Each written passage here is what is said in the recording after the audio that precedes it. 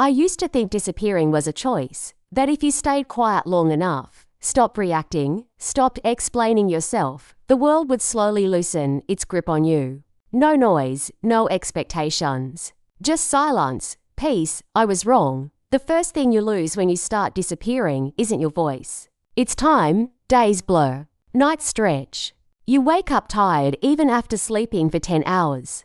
Messages go unanswered not because you forget, but because replying feels like lifting a weight you didn't agree to carry. At first, people notice. They ask if you're okay. They say things like, "You've been quiet lately." They joke about it. Alive. You laugh. You lie. You say you're busy. Then one day, they stop asking. That's when it really starts. I remember the exact moment I realized something was wrong. I was standing in a crowded room, music loud, people talking over each other, and suddenly it felt like I wasn't there. Not metaphorically, literally, someone brushed past me. No apology. Someone stood where I was standing. Someone looked straight through me. I checked my phone. No notifications. No missed calls. Nothing. I waved my hand in front of a mirror. The reflection lagged out just a fraction of a second. Enough to make my stomach drop. After that, the world began treating me like background noise. Automatic doors stopped opening for me. Voice assistants didn't respond when I spoke. My name disappeared from group chats, then contacts, then email threads as if it had never been there. I tried to fight it at first. I spoke louder. I posted more. I reached out. But the harder I tried to be seen, the faster I faded. It was like the world had decided I was optional. One night, I searched my own name online. Nothing came up. No photos. No profiles. No records. It was as if I had never existed. Panic set in then. Real panic. The kind that makes your chest feel too tight, and your thoughts race in circles. I went to the hospital, desperate for proof, any proof that I was still real. The nurse looked at me, confused. "I don't see an appointment," she said. "I'm right here," I replied. She frowned, looked past me, and called the next name. That's when I noticed something worse. I could still see everyone else clearly, but they were starting to look sharper, more solid, and I felt thin, hollow. Like a shadow pretending to be a person. I stopped going outside after that. What was the point?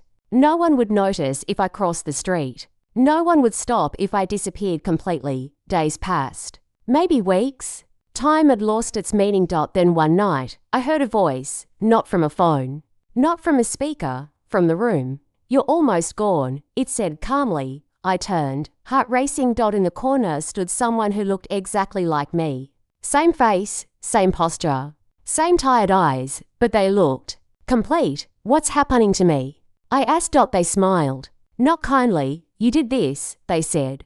"You trained the world how to treat you." I didn't understand. "You stayed quiet when you wanted to scream. You shrank when you wanted space. You disappeared emotionally long before it became physical." They stepped closer. "The world just followed your lead." I wanted to argue, to deny it, but the truth landed heavy. I had spent years making myself smaller so others would be comfortable. Saying it's fine when it wasn't, letting things slide, letting myself be overlooked. I thought invisibility would protect me. Instead, it erased me. How do I stop it? I asked, my voice barely a whisper. They looked at me for a long moment. "You don't disappear by accident," they said. "And you don't come back quietly." The next morning, I did something terrifying. I spoke up, not loudly, not angrily. Honestly. I told the truth in a room where I usually stayed silent. I said no where I would have said yes. I took up space. The air felt heavy, painful, like pushing against gravity. But the mirror stopped lagging. That night, my phone buzzed. One notification. Then another. Then another. I wasn't fully back. Not yet, but for the first time in a long while. The world noticed when I moved. And now I know something most people don't. Disappearing isn't about being ignored. It's about believing you deserve to be. I thought coming back would feel like relief. Like stepping into warm light after a long tunnel. Like finally exhaling after holding my breath for years. It didn't. It felt like pain. The kind of pain you get when blood rushes back into a limb that's been numb for too long. Sharp, uncomfortable, impossible to ignore. People noticed me again. Yes, but noticing didn't mean understanding. They heard my words, but they weren't used to listening. The first time I said no, the room went quiet. Not shocked, confused. As if a chair had spoken. As if something out of place had made a sound it wasn't supposed to make. Someone laughed it off. Someone rolled their eyes. Someone said, "You've changed." They were right. I had. And not everyone liked the new version. The more solid I became, the more resistance I felt. It was subtle at first: missed invites, delayed replies, conversations that ended a little too fast. I wasn't invisible anymore. But I wasn't welcome either. That's when I realized something terrifying. The world doesn't punish you for disappearing. It punishes you for returning. Because when you come back, you disrupt the version of reality people got comfortable with. I started seeing the cracks then. Moments where things didn't quite line up. Where reflections didn't match expressions.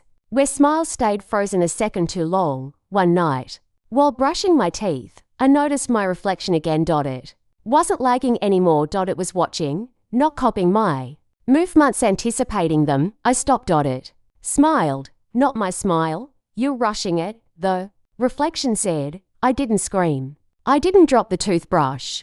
I just stared, exhausted beyond fear. "What happens if I stop?" I asked quietly. "You fade again," it replied. But faster this time. I leaned against the sink. "And if I don't?" The reflection tilted its head. "Then you lose people." That was the deal. Apparently, visibility for loneliness, presence for discomfort, existence for friction. I understood then why disappearing had felt safer. When you're invisible, expectations vanish. You can't disappoint anyone if no one expects anything from you. But you also can't be loved. Days passed, and I kept choosing visibility. Each choice felt like stepping onto thin ice. Saying what I meant, asking for what I needed, leaving when something felt wrong instead of staying to be polite. And slowly, the world adjusted, not kindly, not smoothly, but it adjusted. Some people drifted away without explanation. Others stayed, but at a distance, like they were realigning how close they were allowed to stand. Then something unexpected happened. Someone saw me, not glanced, not noticed. Saw. It was small. A moment so ordinary most people would forget it. We were talking, and I paused, mid-sentence, unsure how to continue. Instead of interrupting, they waited. They didn't rush me, didn't fill the silence, didn't look away. They stayed. And in that pause, I felt more real than I had in years. That night, the reflection didn't appear. The next night, neither. I began to sleep better. Time started behaving normally again. Days felt like days, not smudges of memory. But the fear never fully left. Because once you know how easy it is to disappear, you're never completely free of it. I still feel it sometimes when I'm tired. When conflict looms, when silence feels easier than honesty. That familiar pull toward shrinking, toward becoming less. But now I recognize it, and I know the cost. You don't vanish all at once. You disappear in pieces. The joke you don't tell. The boundary you don't set. The truth you swallow because it feels inconvenient. Each time, you tell yourself it's nothing, until one day, you look around and realize the world agrees. I don't want to be a ghost again. So I speak, even when my voice shakes. I take up space even when it feels awkward. I exist even when it would be easier not to. And sometimes, late at night, when the room is quiet and the mirror reflects only me, I think about the version of myself that almost vanished completely. I don't hate them. They were just trying to survive, but I won't let them take over again, because disappearing isn't rest. It's erasure. And this time, I'm choosing to stay.